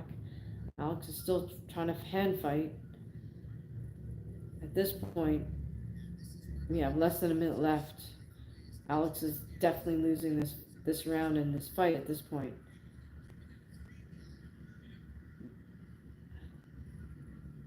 Magomed still in the clinch, pressing Alex up against the cage. Alex is defending with the wizard grip, but this is not going to win him a fight. Eric says Roach won in my opinion. Yeah, well, Michael Goldberg, do you feel Gervonta Davis won the last fight? Well, he should have been deducted the point for the knockdown. So we kept all the judges' scorecards as they were, and then subtracted the point for the knockdown as they should have. Then Roach won. All right, so the final bell goes on this main event for UFC 313. Alex throws his hands up, but there's no way he won that fight. All right, Michael Goldberg says, what is the score through all 4 rounds? I mean, I think 4 rounds to 1 for Magomed. Ankit.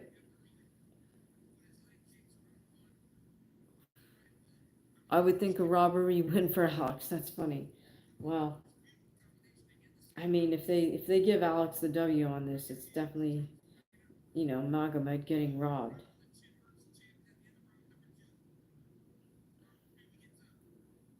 I mean, it didn't make for like excitement with a knockout or a submission, but tactically it was a smart fight for him. He just nullified what Pereira does well.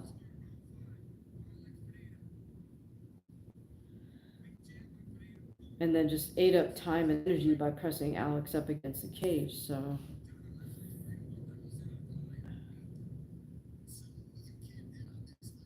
this is interesting. This will be interesting. Alex keeps raising his hands in victory, but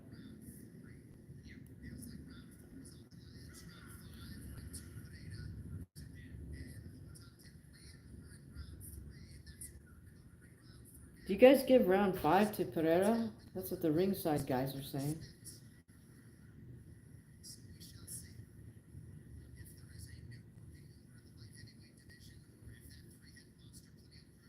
Who do you guys think won? Ankit. Who do you think? Ankit says. So in other words, Ankit, you think Magomed won? How many of you guys think Magomed won this fight?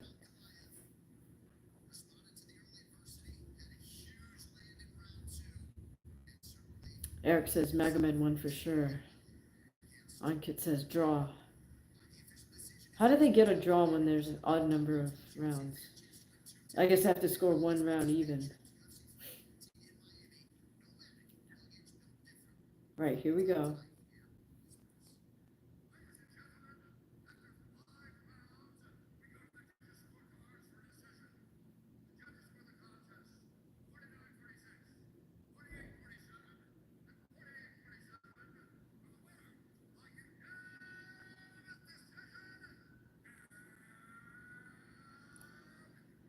New. Okay, they didn't rob him. Wow. Well, it was not a super exciting fight, but it was tactical, and Magomed, you know, I think one judge did give him 4 rounds to one, and then two judges gave him 3 rounds to two. So, Alex gave that. I wouldn't say he gave it away, but he kind of gave it away.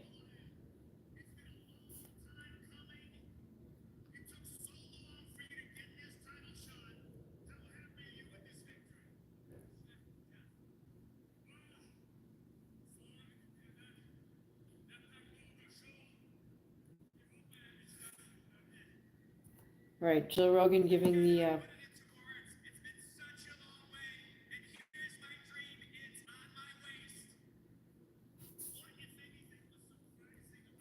Joe Rogan just acknowledged that it took Magomed so long to get a title shot. So Magomed said, of course, he's so happy.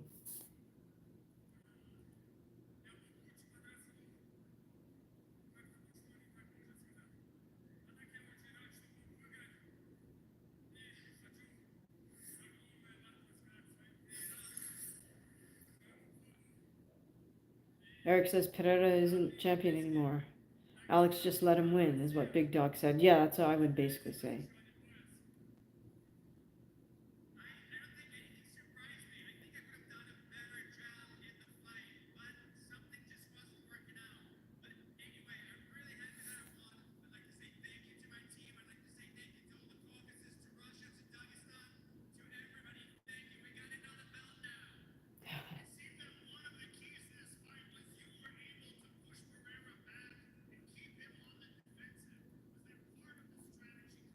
Joe is saying, acknowledging that Magomed was able to push Alex back and ask him if that was part of the strategy.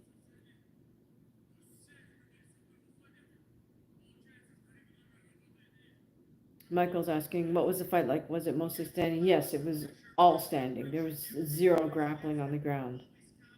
There was grappling against the cage.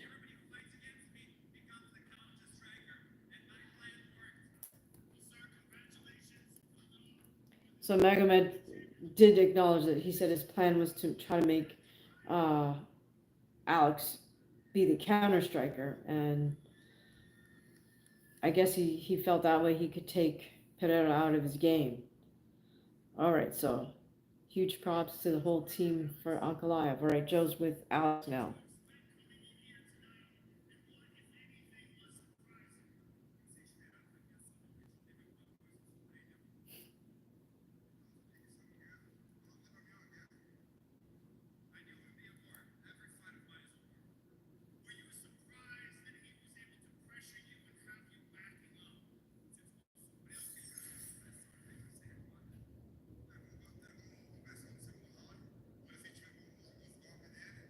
Ankit's saying there should be immediate rematch.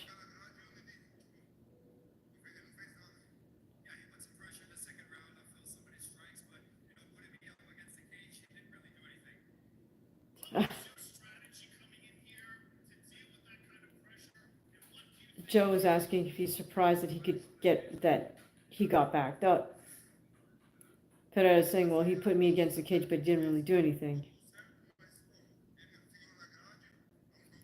That's a little bit of denial right there on Alex's part because he killed the clock. But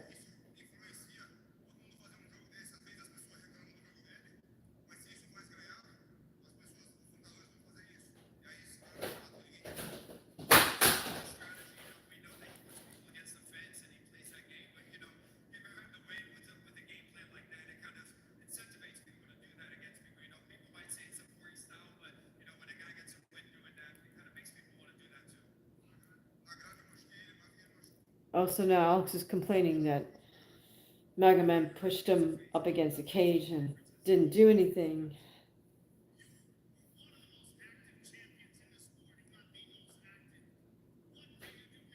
UFC is anticlimactic and boring sometimes.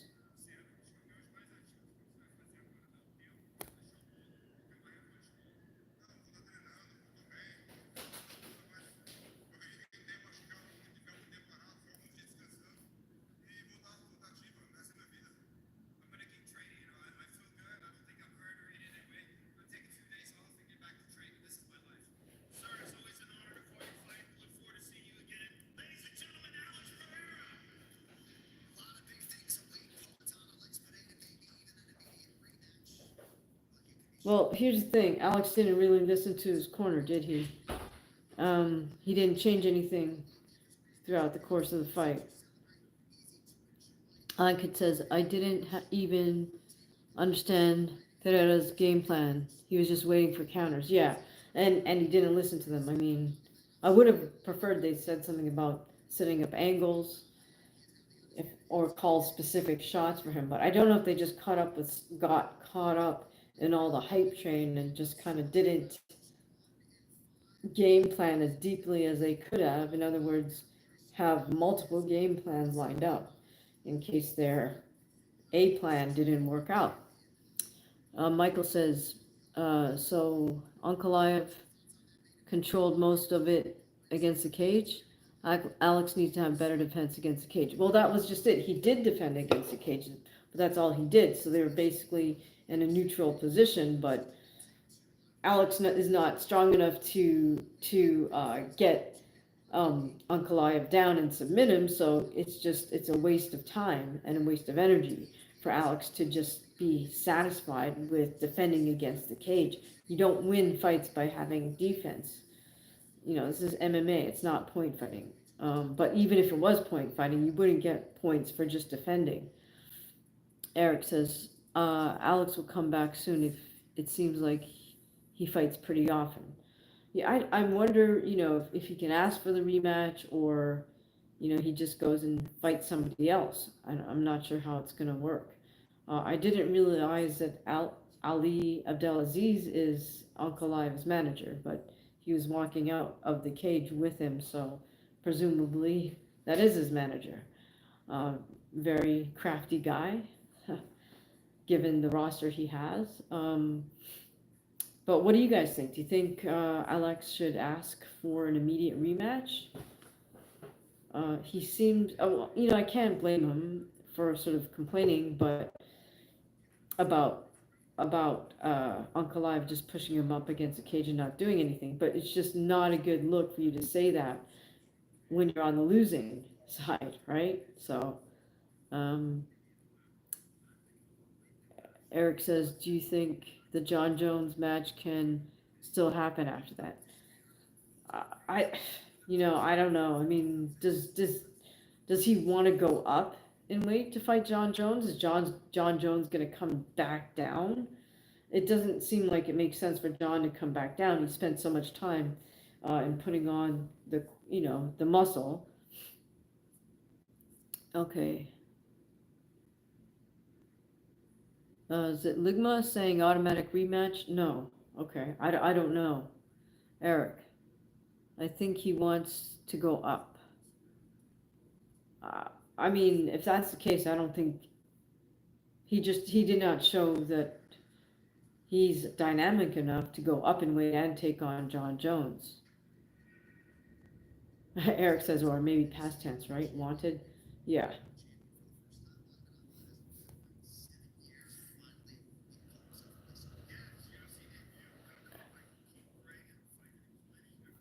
Yeah, John Anik said, I think that Ankalaev has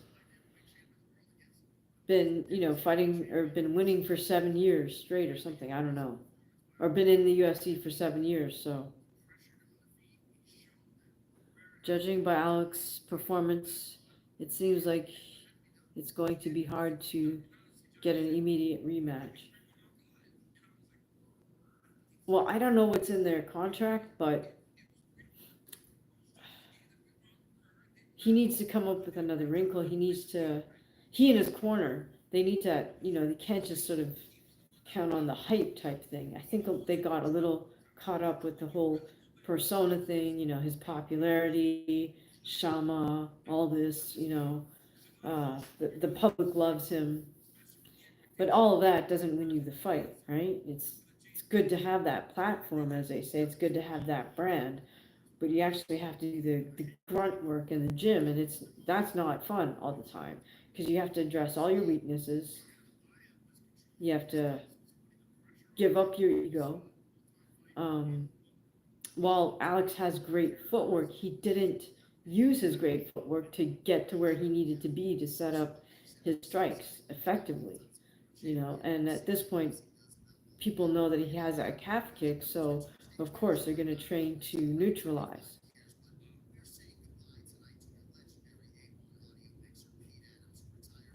All right, so guys, it's been almost 2 hours. I think we're going to wrap this up in a few minutes.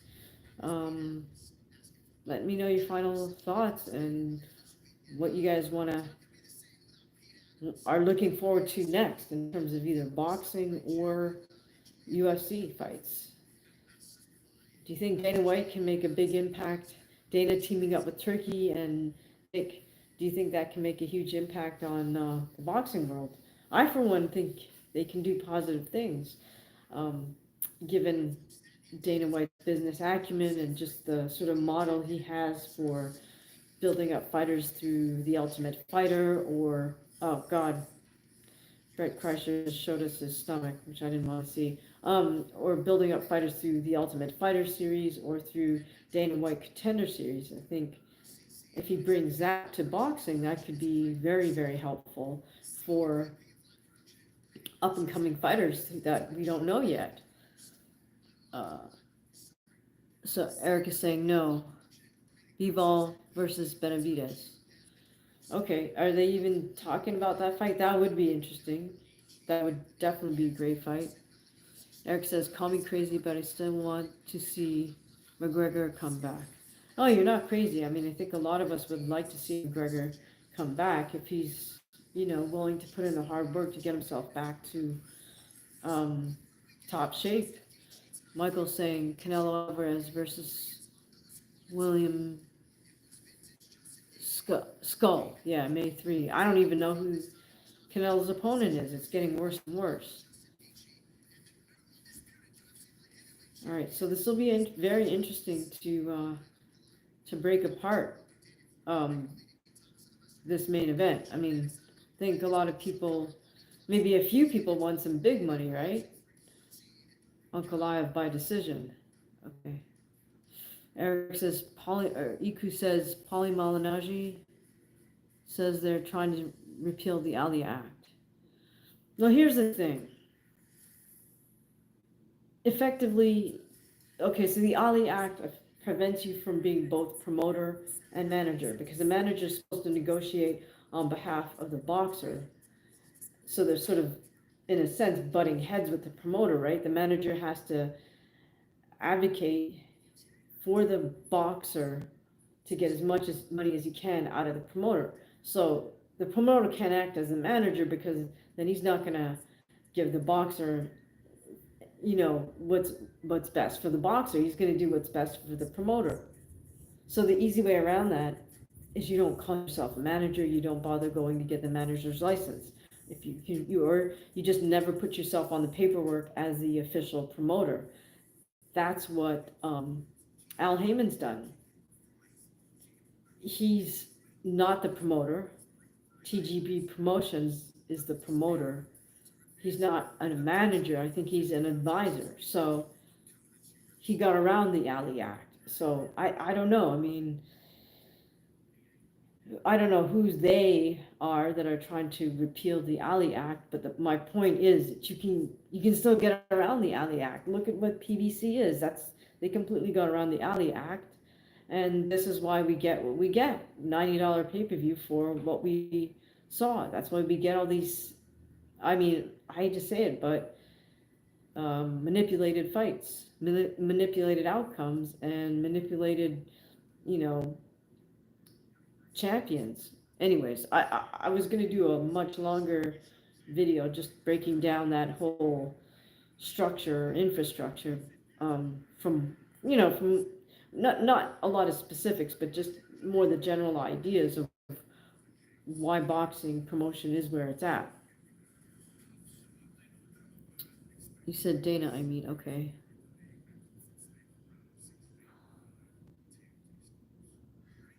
Lets them rip off fighters easier. I don't pay for anything. You didn't hear that. That's funny. Okay. Yeah, I don't blame you. I don't pay for anything either. I figure I pay with my uh, brain cells, my sweat, a little bit of blood, a lot of spit. So I'm not paying to watch combat sport. And okay, Michael says promoters would have to describe how much, disclose how much revenue they earn from fighters. Well, so here's the thing. That's why some fighters create their own promotional company. It's not because they actually want to promote a fight. It's because when you're the co-promoter, you have to know all the numbers. You're like by law, you have to know. The commission has to tell you all this. So you have to know what the gate is, what the pay-per-view is. All of that gets disclosed to you as the co-promoter.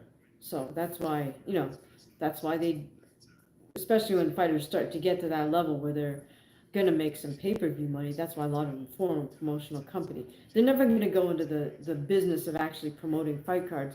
They just want to be able to know what the numbers are, in their fights, which is absolutely fair.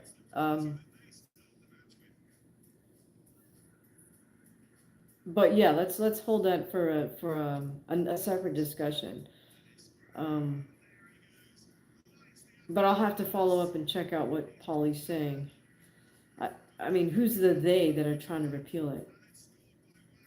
Or does he mean Dana White's trying to repeal the Ali Act? I don't know. See, the thing is, like I said, it's the Ali Act is all well and good, but people are still getting around it anyway, so I don't know what to tell you. I mean, I think it had good intentions, but um, too many loopholes, and fighters are always just want to get paid, so you can't change that. Like that's why there will never be a fighters union because there'll always be someone who will take the fight. You can't say we're going to go on strike.